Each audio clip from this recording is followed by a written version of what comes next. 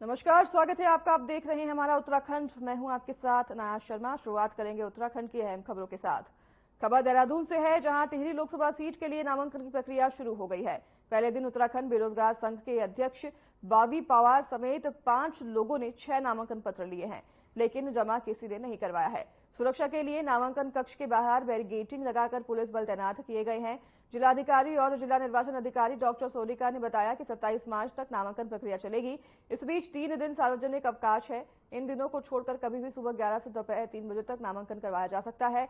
उन्होंने बताया कि सुरक्षा की दृष्टि से धारा 144 लागू है। नामांकन पत्र जमा करवाने के लिए प्रत्याशी के साथ 4 लोग ही आ सकते हैं।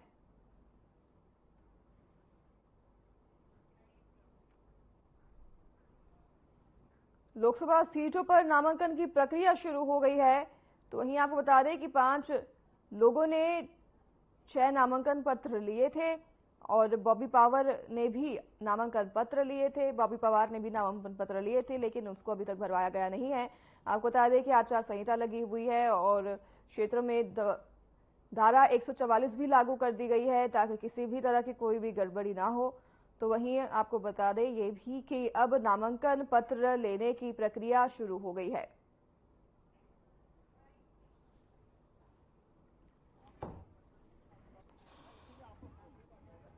3 बजे का समय है और 27 तारीख तक आके नॉमिनेशन दिए जा सकते हैं। इसके अंदर 3 दिन क्योंकि सार्वजनिक अवकाश है, उन 3 दिन को छोड़ के सभी दिन में आके 11 से 3 बजे पर कोई भी आके अपना नाम द्वारा धारा 144 लगाई हुई है और क्लियर कट इंस्ट्रक्शंस हैं जो हमारी हैंडबुक है कि जो अंदर नॉमिनेशन पेपर देने के लिए 1+4 जो कैंडिडेट और उनके साथ 4 लोग आ सकते हैं और जो अंदर का जो प्रोटोकॉल है वो क्लियरली मेंशन है किस तरह। आगे बढ़े खबरों में, उससे पहले इस वक्त की बड़ी खबर आपको बता देते हैं। देहरादून से इस वक्त की बड़ी खबर सामने आ रही है। बीजेपी ने प्रचार के लिए मांगे 16 स्टार प्रचारक। वहीं केंद्र को 16 स्टार प्रचारकों की सूची भेजी गई। प्रधानमंत्री मोदी, गृह मंत्री अमित शाह के नामों पर जोर दिया गया। स्टार प्रचारकों के कार्यक्रम के आधार पर अब रोड शो होगा। स्टार प्रचारकों के कार्यक्रम के आधार पर अब रोड शो होगा। प्रधानमंत्री मोदी, गृह मंत्री अमित शाह को स्टार प्रचारक बतौर मांगा गया है। बीजेपी ने प्रचार के लिए 16 स्टार प्रचारकों की मांग की है और केंद्र को इसकी सूची भेजी गई है। बड़ी खबर बता रहे हैं आपको। प्रदेश में प्रचार प्रसार के लिए स्टार प्रचारकों की सूची केंद्र भेजी गई है, जिसमें उन्होंने 16 स्टार प्रचारकों की मांग की है। वहीं आपको बता दें कि इस सूची में प्रधानमंत्री नरेंद्र मोदी का भी नाम शामिल है और गृह मंत्री अमित शाह के नामों पर भी जोर दिया जा रहा है। स्टार प्रचारकों के कार्यक्रम के आधार पर अब रोड शो होगा। प्रधानमंत्री मोदी, गृह मंत्री अमित शाह के नाम पर खासकर जोर दिया जा रहा है। बीजेपी ने प्रचार के लिए 16 स्टार प्रचारक मांगे हैं। केंद्र को इसकी सूची जारी की गई है। केंद्र को 16 स्टार प्रचारकों की सूची भेजी गई है। हम आपको बता दें तो इस सूची में प्रधानमंत्री नरेंद्र मोदी भी शामिल है।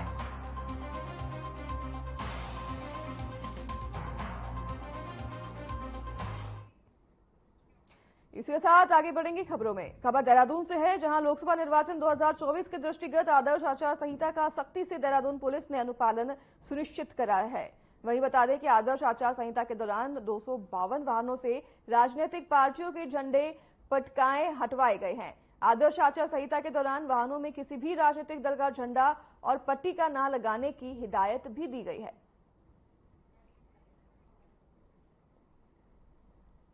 आदर्श आचार संहिता लागू हो गई है क्षेत्र में, जिसके चलते वाहनों से भी अब झंडे और पट्टिका हटाए जा रहे हैं। तो वहीं आपको बता दें कि ऐसे कई वाहन हैं जिनके ऊपर से राजनीतिक झंडे और पट्टिका हटाए गए हैं। लगातार प्रशासन की कार्रवाई देखने मिल रही है। लोकसभा चुनाव की तारीखों की घोषणा के बाद आचार संहिता लग गई है और उसी को देखते प्रशासन भी अलर्ट मोड पर नजर आ रही है। तो वहीं प्रशासन ने सभी गाड़ियों से राजनीतिक झंडे और पट्टिकाएं हटाए हैं।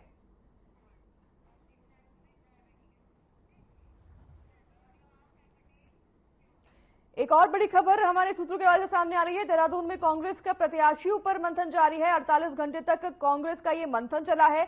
वहीं कांग्रेस अभी तक टिकट फाइनल नहीं कर पाई है। हरीश रावत के बेटे के लिए पैरवी कर रहे हैं। वहीं हाईकमान दोनों सीटों पर अब अंतिम निर्णय लेगा। ये खबर आपको बड़ी बता रहे हैं इस वक्त की कि मंथन कांग्रेस की पार्टी का लगातार जारी है। कांग्रेस का प्रत्याशियों पर मंथन लगातार जारी है। 48 घंटे तक कांग्रेस का ये मंथन चला है, लेकिन अभी तक किसी भी टिकट पर फाइनल नहीं हो पाया है। और आपको इसी पर बता रहे हैं बड़ी खबर इस वक्त की। देहरादून में कांग्रेस का प्रत्याशियों पर मंथन जारी है। 48 घंटों तक ये मंथन चला है, लेकिन अभी तक कोई भी टिकट फाइनल नहीं हो पाया है।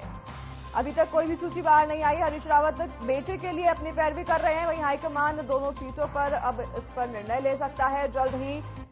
लेकिन ये बड़ी खबर, कांग्रेस का प्रत्याशियों पर मंथन लगातार जारी है और 48 घंटों से ये मंथन कांग्रेस का लगातार जारी है, लेकिन अभी तक किसी भी फाइनल टिकट की घोषणा नहीं की गई है। आगे बढ़ेंगे खबरों में। उत्तराखंड क्रांति दल ने 4 लोकसभा सीटों पर अपने प्रत्याशी चुनावी मैदान में उतारे हैं, लेकिन टिहरी लोकसभा सीट पर दल ने निर्दलीय प्रत्याशी के तौर पर चुनाव लड़ रहे उत्तराखंड बेरोजगार संघ के अध्यक्ष बॉबी पवार को अपना समर्थन दिया है। आपको बता दें कि यूकेडी के केंद्रीय अध्यक्ष पूरन सिंह कठैत का कहना है कि बॉबी पवार जन सरोकारों से जुड़े मुद्दे और बेरोजगारों की आवाज उठाते आ रहे हैं। उत्तराखंड बेरोजगार संघ भर्ती घोटालों के आंदोलन में अपनी अहम भूमिका निभाई है उन्होंने। ऐसे में यूकेडी ने तय किया है कि टिहरी लोकसभा संसदीय सीट से निर्दलीय प्रत्याशी बॉबी पवार का समर्थन किया जाए।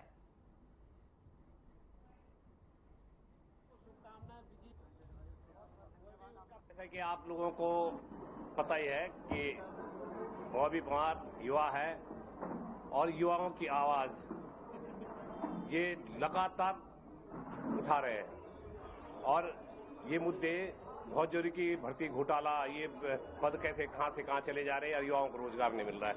तो यूकेडी ने युवा शक्ति के साथ ये निर्णय लिया है कि हम बॉबी पवार जी का यूकेडी समर्थन करेगी मैंने 13 सीट पे। और युवाओं और अभिभावकों की पीड़ा को देखते हुए जिस प्रकार से मुझे बॉबी पवार को उत्तराखंड क्रांति दल के माननीय अध्यक्ष और सभी पदाधिकारीगण और उत्तराखंड क्रांति दल के सभी पार्टी के सदस्य, सभी लोगों ने, इस परिवार ने, एक क्षेत्रीय दल जो उत्तराखंड का जो अभिभावक है, जो गार्जियन है, इस दल ने अगर टिहरी लोकसभा सीट पर जिस प्रकार से हमें समर्थन दिया है, मैं पूरी पार्टी का और तमाम पदाधिकारी गणों का, माननीय अध्यक्ष जी का, सबका धन्यवाद ज्ञापित करता हूं। आतंकी संगठन आईएसआईएस के भारत प्रमुख और उसके एक सहयोगी को बुधवार को असम के धुर्वी जिले में गिरफ्तार कर लिया गया है। ये दोनों आतंकी बांग्लादेश से सीमा पार करने के बाद यहां आए थे। इस संबंध में असम पुलिस के मुख्य जनसंपर्क अधिकारी प्रणब ज्योति गोस्वामी ने कहा कि एक गुप्त सूचना के बाद एसटीएफ ने आरोपियों को धर्मशाला क्षेत्र से गिरफ्तार किया है। दोनों आरोपियों को गुवाहाटी स्थित एसटीएफ कार्यालय लाया गया है। वहीं जांच में पता चला है कि गिरफ्तार हरीश फारूकी उर्फ हरीश अजमल फारूकी भारत में आईएसआईएस का प्रमुख है। वह देहरादून के चक्राता का रहने वाला है। वहीं उसका सहयोगी अनुराग सिंह धर्मांतरण कर अब रेहान बन गया है। वह पानीपत का रहने वाला है और उसकी पत्नी बांग्लादेशी नागरिक है।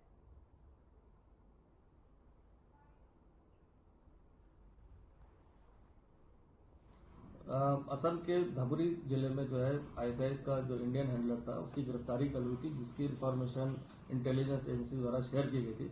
चूंकि यह मूल रूप से यहाँ पर पहले इनके जो फादर और फैमिली है यहाँ पर रह रहे हैं और हारिस फारूकी करीब विगत 10-12 सालों से जब से वालीगढ़ मुस्लिम यूनिवर्सिटी में वहाँ गया पढ़ाई के लिए, तब से वो अपने घर वापस नहीं आया, ना ही घर के किसी संपर्क में था।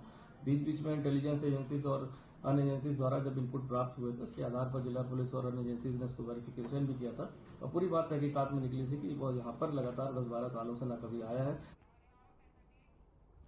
सचिव लोक निर्माण विभाग डॉक्टर पंकज कुमार पांडे ने चारधाम यात्रा मार्ग और बद्रीनाथ मास्टर प्लान कार्यों का स्थानीय निरीक्षण किया है। उन्होंने जानकारी देते हुए बताया कि भू बैंकुट धाम श्री बद्रीनाथ धाम में पुनर्निर्माण के कार्य जल्द शुरू होंगे। साथ ही कार्यदायी संस्थाओं को यात्रा से पहले सड़क सुधारीकरण कार्यों को पूर्ण करने के निर्देश भी दिए गए हैं।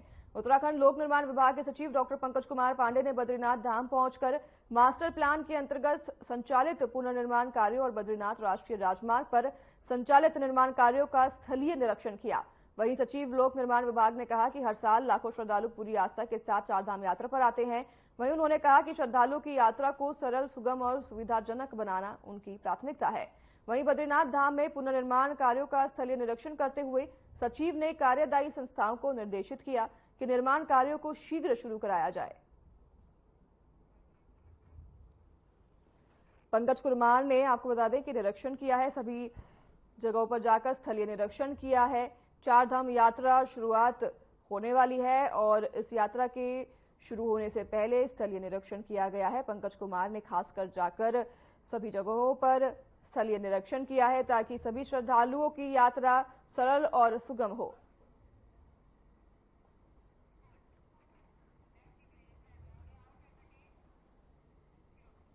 उत्तराखंड क्रांति दल ने 4 लोकसभा प्रत्याशियों की घोषणा कर दी है। बता दें कि गढ़वाल से आशुतोष नेगी, हरिद्वार से मोहन असवाल, नैनीताल से शिव सिंह रावत जो कि पूर्व सैनिक हैं और अल्मोड़ा से अर्जुन देव को टिकट दिया गया है।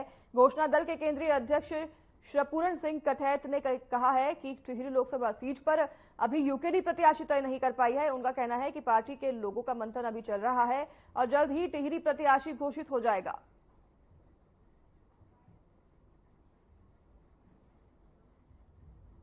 बिल्कुल उत्तराखंड क्रांति दल के आंदोलन से ही उत्तराखंड राज्य बना है और बिल्कुल हम बहुत जोरदार ढंग से लड़ेंगे और बिल्कुल हम चारों सीटों पे विजय हासिल करेंगे।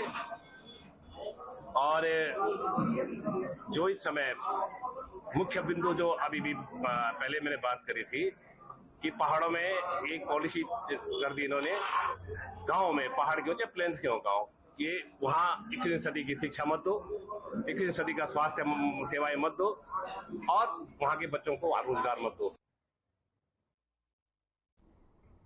लोकसभा चुनाव की गहमागहमी के बीच उत्तराखंड में एक बार फिर नोटिस पर सियासत गर्मा गई है। पौड़ी लोकसभा सीट से कांग्रेस उम्मीदवार गणेश गोदियाल को इनकम टैक्स विभाग के एक साथ 3 नोटिस भेजे हैं, जिसे लेकर सवाल उठने लगे हैं। गणेश गोदियाल ने इसे डराने की साजिश बताया है। साथ ही उन्होंने चुनौती देते हुए कहा कि वो डरने वाले नहीं हैं और हर जांच के लिए तैयार हैं। गोदियाल ने कहा कि 2016 में भी उन्हें डराने और फंसाने की कोशिश हुई थी, लेकिन जांच में कुछ नहीं निकला। वहीं गणेश गोदियाल ने नोटिस की टाइमिंग पर भी सवाल उठाए हैं और क्या कुछ कहा आप भी सुनिए।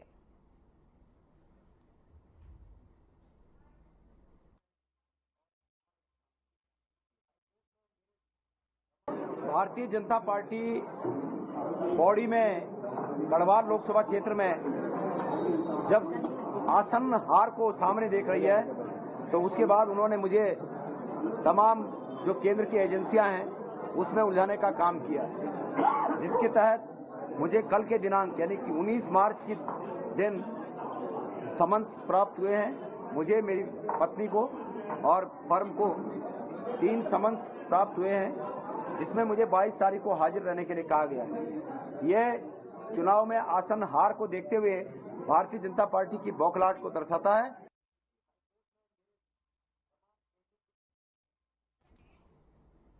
उत्तराखंड में पहले चरण में चुनाव होने जा रहे हैं, जिसको लेकर तमाम पार्टियों ने तैयारियां शुरू कर दी है।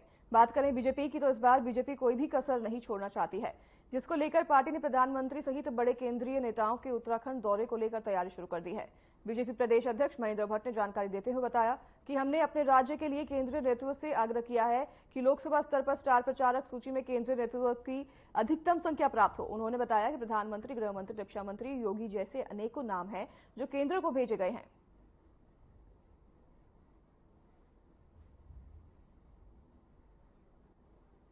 हमने कल ही अपने राज्य के लिए अपने केंद्र नेतृत्व से आग्रह किया है कि हमारे स्टार प्रचारक सूची में केंद्र नेतृत्व की अधिकतम संख्या हमको प्राप्त हो।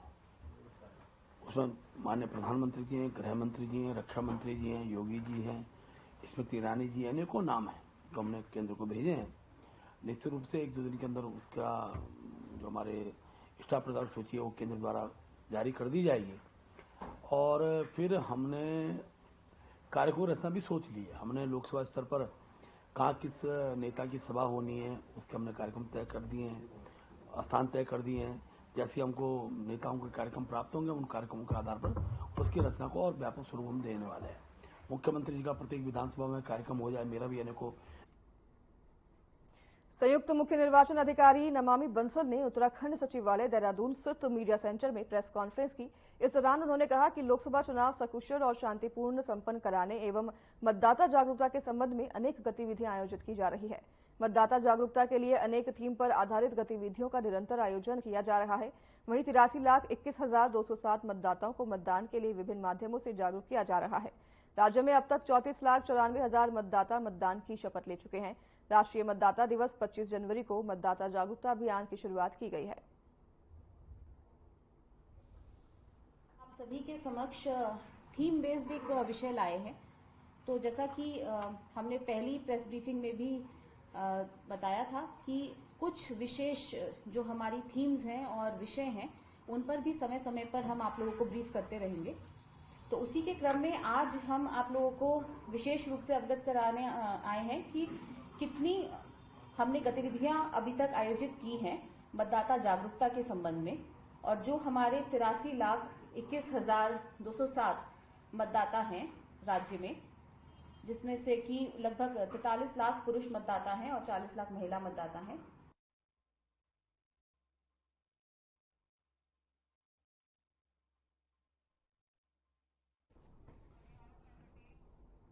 ग्रामीण की शिकायत के लगभग 3 सप्ताह बाद लक्सर सीडीपीओ जांच करने नहिंदपुर सुटारी गांव के आंगनबाड़ी केंद्र पर पहुंची। इस दौरान मौके पर मौजूद सभी लाभार्थी महिलाएं आंगनबाड़ी कार्यकर्त्रियों के कार्य और सरकार की तरफ से मुहैया करा रही सामग्री वितरण से संतुष्ट नजर आई। वहीं जांच के दौरान ग्राम प्रधान विजयपाल भी मौजूद रहे। वहीं बीती 3 मार्च को नहिंदपुर सुठारी गांव निवासी सामाजिक कार्यकर्ता फैजान ने लक्सर एसडीएम को शिकायती पत्र देकर गांव स्थित आंगनबाड़ी केंद्रों पर लाभार्थियों को वितरण कराई जा रही सामग्री समेत कुल 14 बिंदुओं पर जांच कराए जाने की मांग की थी। इसी को लेकर लक्सर एसडीएम गोपाल सिंह चौहान ने आदेश के बाद लक्सर सीडीपीओ सुधा त्रिपाठी ने बुधवार को अपनी टीम के साथ आंगनबाड़ी केंद्रों पर पहुंचकर जांच की।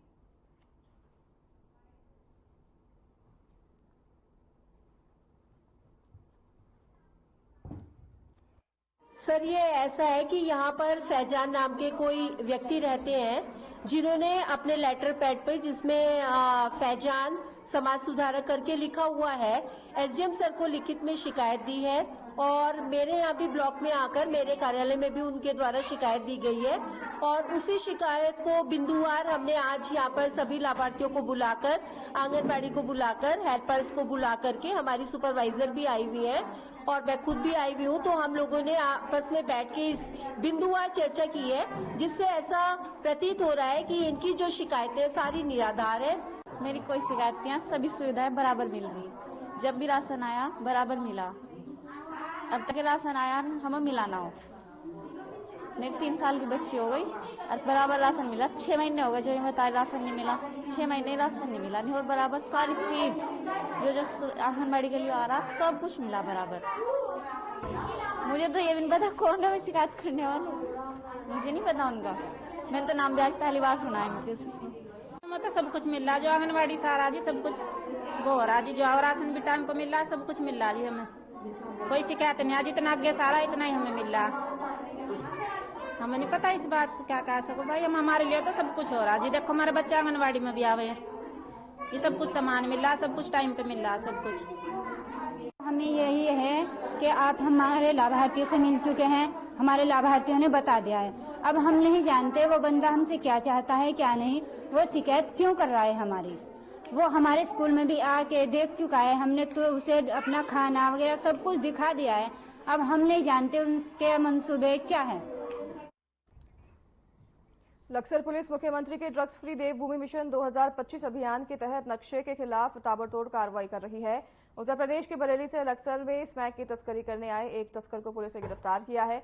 पुलिस ने स्मैक तस्कर के कब्जे से 22 ग्राम अवैध स्मैक बरामद किए हैं, जिसकी कीमत करीब 6.5 लाख रुपए बताई जा रही है। लक्सर सीओ निहारिका सेमवाल का कहना है कि मुख्यमंत्री के ड्रग्स फ्री देवभूमि मिशन 2025 अभियान के अंतर्गत नशे के विरुद्ध लगातार कार्रवाई की जा रही है, ताकि जल्द से जल्द देवभूमि को ड्रग्स फ्री बनाया जा सके।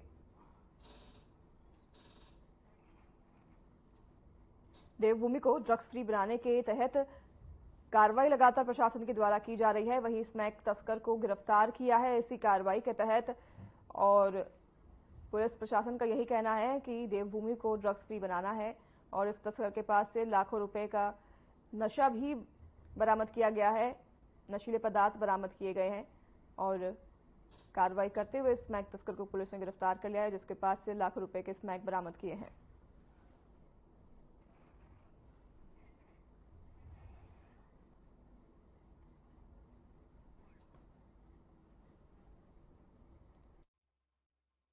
सभी को पता है कि हमारे माननीय मुख्यमंत्री का ड्रग्स फ्री देवभूमि 2025 अभियान चल रहा है और इस पर हम लोग अग्रसर कार्रवाई कर रहे हैं। इसी उसमें हम लोगों ने कोतवाली लक्सर में हमारे यहाँ पे एक अभियोग पंजीकृत हुआ है, जिसमें हमने एक ड्रग्स के तस्कर को पकड़ा है। इससे हमें लगभग 22 ग्राम स्मैक बरामदगी हुई है। इसमें इसका नाम अरबाज पुत्र इरसान है, जो कि बरेली का रहने वाला है। ये स्मैक बरेली से ही लाया था तथा इस क्षेत्र में इसकी तस्कर करने में था। तो इसकी लगभग वैल्यू हमारी 6.5 लाख रुपए है, जो कि अभी इसकी मार्केट वैल्यू है। और हम लोग, क्योंकि ये हमारे माननीय मुख्यमंत्री जी का भी अभियान है, तो इसमें हम अग्रसर हैं और हम लोग इसमें कोशिश करेंगे कि जल्द से जल्द जो हमारी देवभूमि है, ये हम लोग ड्रग्स फ्री करवाएं। नवनियुक्त एसएसपी पौड़ी लोकेश्वर सिंह ने पुलिस लाइन पौड़ी में अपनी पहली क्राइम बैठक ली। आपको बता दें कि इस दौरान उनके द्वारा लोकसभा चुनाव के मद्देनजर अपने अधीनस्थ अधिकारियों और पुलिस के जवानों को आवश्यक दिशा निर्देश दिए। वहीं एसएसपी ने बताया कि वर्तमान में लोकसभा चुनाव पर पुलिस का फोकस है। पुलिस की पहली प्राथमिकता चुनाव को शांतिपूर्वक और निष्पक्षता से संपन्न कराने की रहेगी।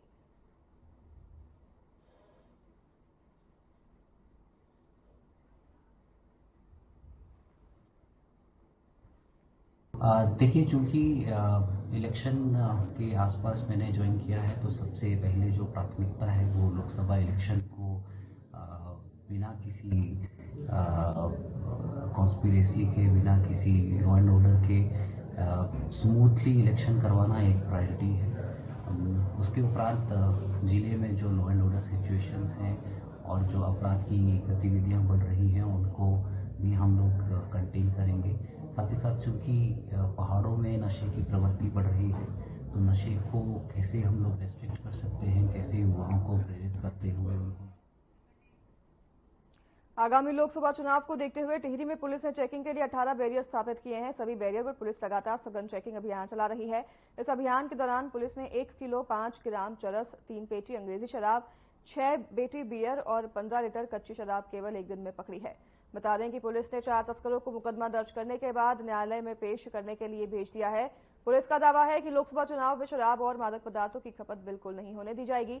इस मामले में टिहरी के एसएसपी नवनीत सिंह ने बताया कि 1 मार्च से अब तक पुलिस ने चेकिंग के दौरान 1 किलो 230 ग्राम चरस, 2 किलो 10 ग्राम गांजा, 17 लीटर कच्ची शराब, 3 पेटी अंग्रेजी शराब और 14 पेटी बियर अवैध रूप से परिवहन करते हुए पकड़ने में सफलता हासिल की है। नशा तस्करों पर पुलिस की कार्रवाई लगातार जारी है। वहीं पुलिस ने अब नशा तस्करों को गिरफ्तार किया है। इसी कार्रवाई के तहत एसएसपी नवनीत सिंह ने इसकी जानकारी दी है और इस तस्कर के पास से पुलिस ने कई मादक पदार्थ और शराब भी बरामद किए हैं। वहीं पुलिस ने ये बताया है कि आचार संहिता के चलते पुलिस और भी अलर्ट मोड पर आ गई है। वहीं अलर्ट मोड पर प्रशासन दिख रही है और कार्रवाई करते हुए नजर आ रही है, जिसके तहत नशे तस्करों पर पुलिस लगातार शिकंजा कसते हुए दिखाई दे रही है।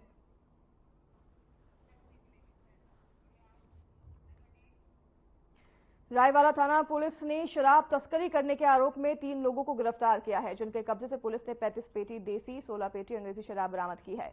पुलिस ने आरोपियों के खिलाफ मुकदमा दर्ज कर लिया है। इस मामले में प्रशिक्षु आईपीएस और थाना प्रभारी जितेंद्र चौधरी ने बताया कि आरोपियों की पहचान कर ली गई है। इसके साथ ही आरोपियों के आपराधिक इतिहास की जानकारी की जा रही है।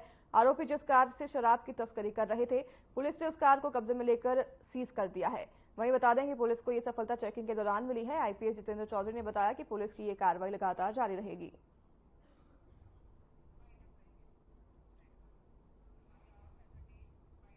तो इस बुलेटिन में हमारे साथ बस इतना ही। नमस्कार।